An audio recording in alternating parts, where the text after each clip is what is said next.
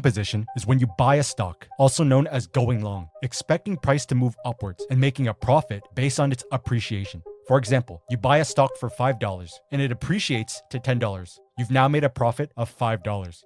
This is the Upwork stock. You identify this great long trade setup here because you're at a key level with multiple touches. You're trading with the moving uptrend through the higher highs and higher lows. You have a trend line that crosses, making this an area of confluence. You have a candle color change and a long wick candle, which shows a reaction to the key area. You also have a recent reversal point close by to the left, showing that this level is valid and respected during this recent time period. Knowing all of this, you decide this is an amazing long trade opportunity and believe that price will continue upwards. You want to buy the Upwork stock and enter into a long position. Let's say you have $500 you want to invest. This candle close here, which was your long entry point, is roughly $10 per share. To figure out how many shares you can buy with $500, take your $500 and divide it by $10 per share, which gives you 50. Meaning with your $500, you can buy 50 shares of the Upwork stock at this trade setup area.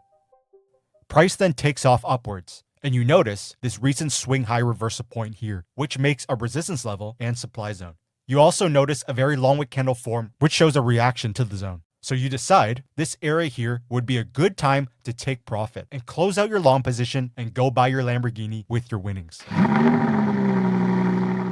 This candle close here is roughly $14.80 a share. Position is when you sell a stock, also known as going short, expecting price to move downwards and making a profit based on its depreciation.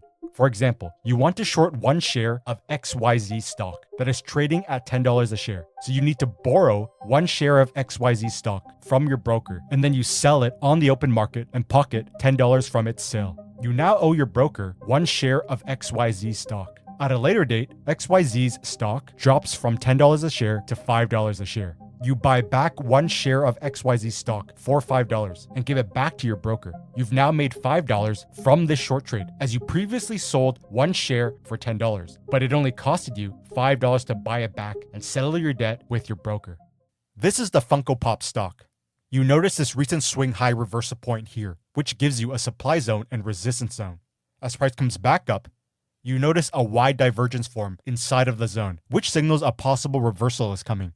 You have a rising wedge pattern, and once it breaks below the pattern and also forms a lower low, you believe price will continue downwards. You then decide you want to open a short position.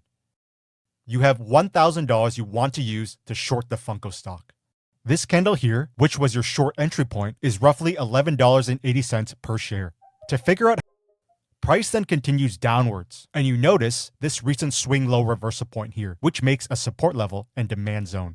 You decide this area here would be a good time to cover your short position. This candle close here is roughly $7.30. Remember, you owe your broker 84 shares of the Funko stock. Buying back 84 shares at the market price of $7.30 will cost you $613.20. After you settle your debt with your broker, you take the $991.20 you initially got from selling at the top and you subtract $613.20 from buying back and covering your short position at the bottom. And as a result, you've netted a profit of $378.